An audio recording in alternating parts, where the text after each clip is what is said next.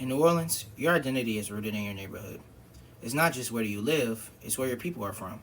This sense of spatial identity is a core part of New Orleanian culture, and many people take deep pride in living where their families have always been. For generations, public housing projects like the St. Thomas weren't just places to live, they were home, communities. The St. Thomas was the first public housing site to be redeveloped in New Orleans, and in its wake came the River Garden Apartments, a mixed income community that forced away the people that originally called it home. In this presentation, I will highlight the history of the St. Thomas's controversial redevelopment and how it serves as a model for the destruction and redevelopment of public housing across New Orleans, and how these actions have influenced the city's public housing climate today.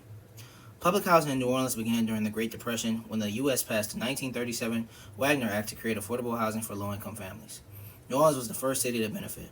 The St. Thomas was built with nearly 1,000 brick units centered around green spaces that became a signature of public housing here. Originally segregated, the St. Thomas was desegregated after the Civil Rights Act and became home to working-class families of color. But by the 70s, the city began to disinvest. Social services faded, maintenance stopped, and poverty worsened.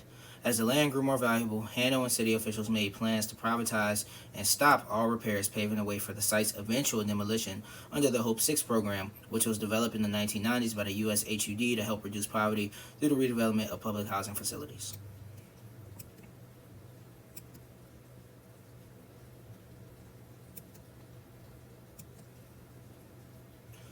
When Louisiana State Representative Richard Baker said, "We couldn't clean up public housing, but God did," he revealed a harsh reality. Hope 6 wasn't just about revitalization, it was about removal. Since 1994, the program has financed the demolition of over 110,000 units of public housing across the U.S., with fewer than half being replaced, often in mixed-income developments with barriers that kept many former residents out. After Hurricane Katrina, New Orleans used the St. Thomas redevelopment as a model to permanently close projects like the St. Bernard, Lafitte, B.W. Cooper, and CJP, even if they weren't heavily damaged. Many of these buildings were still livable and could have been renovated for under $10,000 per unit.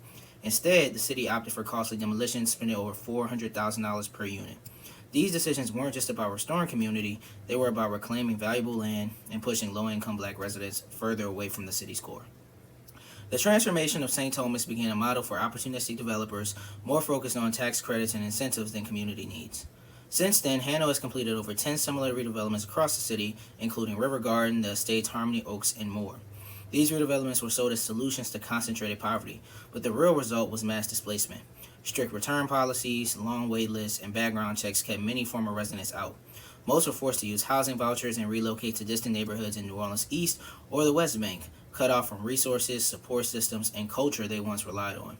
Poverty wasn't eliminated, it was scattered. As Ron Mason put it, "This isn't about helping the poor, it's about not seeing the poor." Today, the poor are just spread out, less visible, and that invisibility continues to shape the city's public housing landscape today.